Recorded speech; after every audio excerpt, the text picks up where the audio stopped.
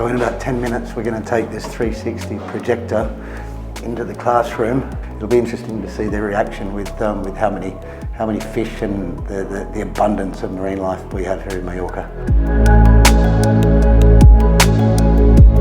Era muy raro al principio, pero después me parecía que era más real y me gustó mucho. Es evidente que cualquier medio tecnológico multiplica por 10 el impacto que puede tener en los peques toda esta información, ¿no? No es lo mismo presentar la información en una gran proyección 3D, en un aula, con todas estas imágenes, que si la presentas en un papel, ¿no? Evidentemente la vivencia mucho más y la están experimentando.